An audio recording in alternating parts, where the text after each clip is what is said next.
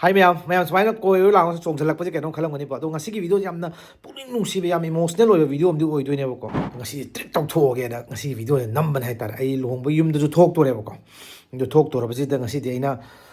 khoi da je ai gi yam ba je yam ba gi se le mi nei je ai gi layo pha ba hai ga dra kai no khang de ai gi imung manung ai gi yam ba de gi inau nu pa adagi yam ba gi macha adagi loina ba hai tai tei ma hoi kari hoi moi loin phai ba ko yamna mating haidi yam mating helpful yam oi bhai tare ko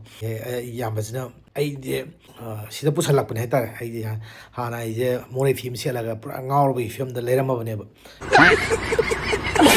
adu yam ba jina main tau duna manau pa si nu sibi bi pu bi lak tana ko tan se da matam khuding mak ta sena vi dana khot tana tau bi dana ko duki matik hona birak pai tare ado ai lohong dore ado lohong mamang ge tare ko ai ni yam ba ji da tauimal khangboin hai tare ko treat am tawning ba yam bai te ma dagi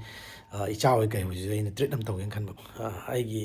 nuksi bai gi pa hai aina sida leiraga ju lohong dor ba ju thok tri ba ji gi lohong bagi khuding mak se yam ba ni ne itei ma hoi ne adagi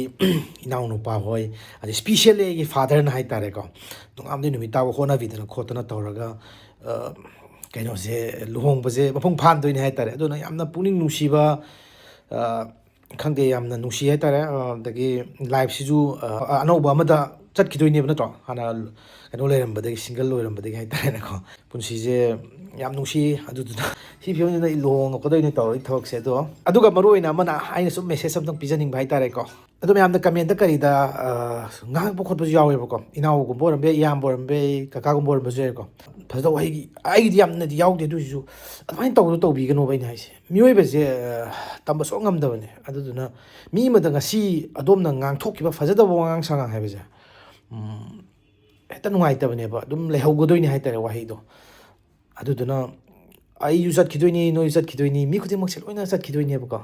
adu duna nuksina ba hai ta ngak pi bai ba nuksina ba wangang sangang faja ba hai ba yam important way na ai gi wakal da di khanjai hai tare ni mana kana gum da karem na ra ngang ba khot pa je ai ngon du yam nungai je de maram di mahak su ai gi yam ba mani natraga ai gi inau nu pa mani adagi keno mani khallaga seng har kan da bet kamen pirei ba natraga ta thi tawina ngang ba ngami do nangi nayam ba da nangi nanau nu pa da nangi ima da baba da ngang ba su ngamoy ba maram du kari gino adu mai loina khan ba tamu hai tare ai haningi je mioi ba je yamna nusibani loimak sat khidoini ai gi wakal ni si lalam pe chumbe ai gi na hauji phogi experience dai tare ko adu nusina ji wangang sang fajaba wangang biu comment ta kari da amada tin du kulong yo tharam dang khallo ko ai na ngang ba sumaina aingon da mi na ngang ga di nangon da feel taw natraga nangi baba da nang ngang taraga di nangi ima da nang ngang taraga di nangi dada da nang ngang taraga di haiba poto adu gi matam na ngon da wakal da nusi ba haiba pot se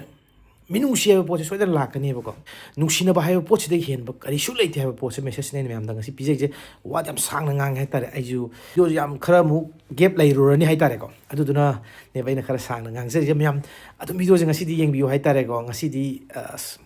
yam thina surprise in tawda do je ai chak padana office ngan halai ne ba ngasi je adu du kai chak padana thong to khoi da treat tok thok to ne ba ma prai ipa ma khalam ne tare yum da lei ipa yam ba jing ju ipa nga ta ne si ju ipa am ne tare gi de ko moi ne lobi ri role je tare ko adu ki matik thamoi da chak thok sa ba nungai ba faw he tare ko adu du ngasi ti aina awa na thi da nai tare mathen lukoi khara lang ga yam ba ga hoi kari hoi aina pijara ge na aina ngasi ji tawja ba ne adu da hoi da hoi ji halak pai timing yok sala ni ba ko pung 3 3 dai da ni pan da halak pu jaw ba ko adu du nai ji khali je patang sa thor ni do yen nama pan thonge adu duga atoro la da toro thara pijara ge ba moi jing si je adu da tri set tau da la ge harau la ge ta ra ka ai nga ge sak ai sak chong thong de ba ai thawak ai na khar theng ye ta hala pose nung si di ai yum thok tor ni kui dram ni na na suti jing na lor lak ne ko do yang je ina december lo re adu thong ba hor ge ko da lak tri bu ko la ani khar ngana lak ne ko tang thun thong jing ge si le mo le ko ai ngan tau ja ba ji ke chu ko sau bi ga nai ta re le se ni thau sa le ta do pak pak thong lo re ta ai di pak pak thong jala pak pak hon bim dai gi si hon mi ga lu mi don tho ga yen ngau di yen si le re adu ga sigi ngam pan ji ma hangam ka no ji ma pa la phut pi ra ge si na ko la ge do sigi kari hoi ko this is called kari hoi ma ton ga ꯅꯩꯅ ꯄꯤꯖꯔꯒꯦ ꯉꯁꯤꯗꯤ ꯏꯌꯥꯝꯕꯁꯦ ꯅꯩꯍꯜꯂꯒꯦ ꯑꯗꯨꯗꯤ ꯆꯥꯛ ꯏꯁꯤꯡꯁꯦ ꯁꯤꯗ ꯆꯥꯗꯣꯔꯤꯕꯅꯤꯅ ꯑꯩ ꯈꯤꯇꯪ ꯋꯥꯏ season ꯇꯥꯔꯦ ꯈꯔ ꯊꯕꯛ ꯐꯕ ꯁꯥꯒꯦ ꯍꯥꯏꯇꯥꯔꯦ ꯇꯛ ꯂꯥꯎꯅ ꯅꯩꯕꯅꯦ ꯑꯩꯈꯣꯏ ꯋꯥꯏ ꯁꯤꯠꯄꯗꯤ ꯁꯨꯝꯁꯤꯁꯤꯗꯤ ꯀꯅꯥꯅ ꯆꯥꯈ꯭ꯔꯕꯖꯥꯠꯅꯣ ꯈꯪꯗ꯭ꯔꯦ ꯇꯧꯔꯤꯁꯦ ꯈꯔ ꯅꯥꯟꯅ ꯇꯧꯔ ꯄꯤꯖꯔꯒꯦ ꯉꯁꯤꯗꯤ ꯏꯄꯥ ꯍꯣꯏ ꯏꯆꯥ ꯍꯣꯏ ꯂꯣꯏꯅ ꯑꯩꯅ ꯅꯣꯡꯃꯗ ꯆꯥꯛ ꯊꯣꯡꯗꯦꯕ ꯃꯣꯏꯅ ꯑꯩꯅ ꯍꯜꯂ ꯀꯠꯄ ꯉꯥꯛꯇꯅꯦꯕ ꯑꯗꯣ ꯉꯁꯤꯗꯤ ꯃꯣꯏ ꯑꯃꯨꯛ ꯀꯠꯍꯜꯂꯒꯦ ꯉꯁꯤꯗꯤ ꯍꯔꯥꯎꯍꯜꯂꯒꯦ ꯐꯥꯗꯣꯛ ꯍꯔꯥꯎꯍꯟꯕ ꯌꯥꯏ ꯀꯩꯅꯣ ꯁꯤꯅꯤ ꯀꯩꯅꯣ ꯂꯥꯏꯐ ꯍꯥꯏꯁꯦ ꯑꯣꯀꯦ ꯆꯥꯛ ꯄꯨꯊꯣꯔꯛꯑꯗꯧꯅꯤ ꯉꯥꯏꯍꯥꯛ ꯂꯩꯔꯒ ꯃꯣꯏꯗꯤ ꯂꯥꯛꯅꯗ꯭ꯔꯤ ꯍꯋꯥꯏꯟꯕꯤ ꯏꯔꯣꯟꯕ ꯂꯣꯏꯔꯦ ꯈꯨꯜꯂꯨ ꯅꯩꯕꯅꯤ ꯑꯗꯒꯤ ꯌꯦꯟꯁꯥ ꯂꯣꯏꯁꯤꯜꯂꯛꯇꯣꯔꯦ ꯑꯩꯈꯣꯏ ꯁ꯭ꯋꯥꯏꯗ ꯃꯣꯔꯣꯛ ꯆꯥ ꯌꯥꯗꯕꯒꯤ ꯃꯣꯔꯣꯛ ꯌꯥꯝ ꯍꯥꯞꯇ꯭ꯔꯦꯕ ꯑꯩꯅ ꯃꯣꯔꯣꯛ ꯃꯆꯨ ꯈꯛꯇꯅꯦꯕ ꯑꯗꯨꯒ ꯁꯤꯁꯦ ꯑꯃꯨꯛꯀ ꯐꯨꯠꯆꯜꯂꯦ ꯆꯝꯐꯨꯠ ꯍꯥꯏꯇꯥꯔꯦꯅꯦꯀꯣ ꯇꯧꯔꯒꯦ ꯑꯗꯨꯒ ꯇꯧꯁꯦ ꯄꯨꯟ ꯉꯜꯂꯤꯕꯀꯣ ꯂꯐꯨ ꯃꯅꯥ ꯍꯦꯛꯄ ꯂꯥꯛꯏꯅꯤ ꯁꯤꯗ ꯇꯧꯔꯤꯁꯤ ꯁꯤꯗꯅꯤ ꯂꯐꯨ ꯃꯅꯥ ꯍꯦꯛ ꯂꯥꯛꯏ ꯁꯤꯗ ꯇꯧꯔꯒ ꯍꯦꯛꯊꯔꯒꯦ ꯂꯩꯊꯔꯒꯦ ꯂꯣꯏꯔꯦ ꯑꯗꯣ ꯑꯩꯈꯣꯏ ꯃꯤ ꯃꯈꯣꯟ ꯑꯃ ꯇꯥꯔꯦ ꯂꯥꯛꯅꯕꯗꯤ ꯏꯆꯥ ꯑꯆꯧꯕ ꯂꯥꯛꯑꯦ ꯁꯤꯗ ꯋꯥꯒ ꯇꯧꯔꯤꯕꯁꯦ ꯀꯔꯤꯅꯣ ꯍꯥꯏꯕꯁꯨ ꯈꯪꯗ꯭ꯔꯦ ꯏꯌꯥꯝꯕꯗꯤ ꯂꯥꯛꯇ꯭ꯔꯤ ꯆꯥꯛ ꯂꯣꯏꯔꯕ ꯐꯤꯕꯝꯁꯤꯗꯤ ꯄꯣꯁ ꯇꯥꯔꯦ ꯑꯩꯈꯣꯏꯗ ꯂꯥꯛꯄ ꯉꯥꯏꯔꯁꯤ ꯑꯗꯨꯒ ꯆꯥꯕꯤ ꯊꯛꯄꯤ ꯈꯔ ꯇꯧꯔꯁꯤ ꯑꯩꯈꯣꯏ ꯕꯗꯔꯒ ꯑꯉꯥꯡ ꯃꯆꯥꯒꯤ ꯃꯈꯣꯟ ꯇꯥꯔꯦ ꯌꯦꯡꯁꯤ ꯑꯩꯒꯤ ꯏꯝꯕꯥꯝꯕ ꯂꯥꯛꯑꯦ ꯁꯤ ꯂꯥꯛꯑꯦ ꯄꯣꯠ ꯂꯥꯛꯑꯦ पत्र लाए की मतलब चेन लाए क्या दिखाओ सर ꯈꯟꯗꯣꯏꯅꯦ ꯉꯁꯤꯗꯤ ꯏꯌꯥꯝꯕꯒꯤ ꯑꯩꯅ ꯇ꯭ꯔꯤꯠ ꯇꯧꯊꯣꯛꯑꯒꯦꯅ ꯊꯣꯡꯉꯝ ꯂꯣꯏꯕꯅꯤ ꯀꯩꯅꯣ ꯑꯣꯐꯤꯁ ꯑꯩ ꯉꯟꯅ ꯍꯜꯂꯛꯑꯕ ꯉꯁꯤꯗꯤ ꯅꯪ ꯄꯤꯖꯔꯒꯦ ꯅꯣꯏꯅ इस अहाव ꯉꯥꯛꯇꯅꯤ ꯀꯩꯅꯣ ꯉꯥꯡꯈꯩ ꯇꯧꯔ ꯇ꯭ꯔꯤꯠꯅꯤ ꯀꯩꯅꯣ ꯑꯩꯈꯣꯏ ꯕꯗꯗꯤ ꯍꯥꯟꯅ ꯆꯥꯕ ꯍꯧꯈ꯭ꯔꯦꯅ ꯇꯧꯔꯤꯁꯦ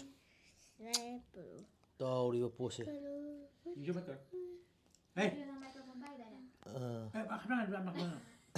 ꯑꯣꯀꯦ ꯑꯗꯣ ꯑꯩꯈꯣꯏ ꯍꯧꯖꯤꯛ ꯆꯥꯕꯒꯤ ꯂꯥꯛꯁꯟꯅꯔꯦ ꯑꯩꯗꯤ ꯁꯣꯝ ꯐꯝꯖꯔꯒꯦ ꯏꯌꯥꯝꯕ ꯑꯗꯣ ꯉꯁꯤꯗꯤ ꯏꯌꯥꯝꯕꯗꯣ ꯑꯩꯅ ꯇ꯭ꯔꯤꯠ ꯇꯧꯔꯕꯅꯦ ꯏꯌꯥꯝꯕ ꯍꯣꯏ ꯏꯇꯩꯃ ꯍꯣꯏ ꯏꯆꯥ ꯍꯣꯏ ꯏꯃꯧ ꯍꯣꯏ ꯑꯗꯣ ꯁꯪꯒꯣꯝ ꯐꯖꯕ ꯑꯃꯇꯪ ꯆꯥ ꯌꯥꯝ ꯀꯨꯏꯅ ꯆꯥꯒꯨꯝꯁꯤꯗ ꯑꯗꯨ ꯐꯟ ꯆꯥꯁꯦ ꯍꯥꯎꯕ ꯃꯍꯥꯎꯗꯣ ꯍꯥꯎꯕ ꯍꯥꯎꯇꯕ꯭ꯔꯣ ꯆꯥ ꯌꯥꯔꯦ ꯍꯥꯎꯕ ꯍꯥꯎꯇꯦꯅ ꯍꯥꯏꯕꯤꯔꯛꯑꯣ ꯍꯥꯎꯇ꯭ꯔꯥ ꯍꯥꯎ ꯍꯥꯏꯖꯜꯂꯣ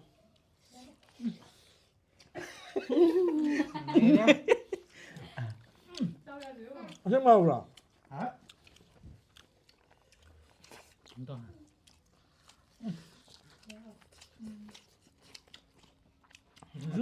anh không nữa Mưa kém ngọ. Nó để lấy lên bố lo. Mình test à? Ha test ba jadi kisi. Yummy. Yellow. Cái thôi. Yang punya sahabat gimana ngoài tầm này tôi nè mà thằng đi part tâm tàu ai xác chỉ phải thằng gian tàn xa cái tàu này tôi này một chắc là cái tàu này đó ngọc thằng gian tàn nằm mùi xin chân cái ꯉꯁꯤꯒꯤꯗꯤ ꯚꯤꯗꯤꯑꯣꯁꯦ ꯂꯣꯏꯁꯤꯟꯖꯔꯦ ꯑꯗꯨ ꯃꯌꯥꯝ ꯃꯊꯪꯒꯤ ꯍꯥꯏꯇꯥꯔꯦ ꯑꯗꯨꯝ ꯂꯨꯍꯣꯡꯉ ꯃꯇꯨꯡꯗꯁꯨ ꯂꯨꯍꯣꯡ ꯃꯃꯥꯡꯗꯁꯨ ꯑꯃꯅꯤꯗꯤ ꯌꯨꯝ ꯊꯣꯛꯂꯛꯑꯀꯥꯟꯗ ꯍꯥꯏꯇꯥꯔꯦ ꯗꯦꯜꯂꯤꯒꯤꯗꯤ ꯉꯁꯤꯒꯤꯁꯤꯅ ꯂꯨꯍꯣꯡ ꯃꯃꯥꯡꯒꯤꯗꯤ ꯗꯦꯜꯂꯤꯒꯤ ꯑꯔꯣꯏꯕ ꯕꯦꯆꯂꯔꯒꯤ ꯚꯤꯗꯤꯑꯣ ꯑꯣꯏꯔꯅꯤ ꯍꯥꯏꯇꯥꯔꯦ ꯑꯗꯣ ꯉꯁꯤꯒꯤꯗꯤ ꯀꯥꯏꯅꯔꯁꯤ ꯂꯥꯏꯛ ꯇꯧꯕꯤꯔꯝꯃꯨ ꯁꯤꯌꯔ ꯇꯧꯕꯤꯔꯝꯃු ꯑꯅꯧꯕ ꯚꯤꯗꯤꯑꯣꯁꯨ ꯉꯥꯏꯕꯤꯔꯝꯃꯨ ꯑꯗꯨꯒ ꯉꯁꯤ ꯀꯥꯏꯅꯔꯁꯤ ꯀꯪꯂꯩꯄꯥꯛꯅ ꯐꯔꯦ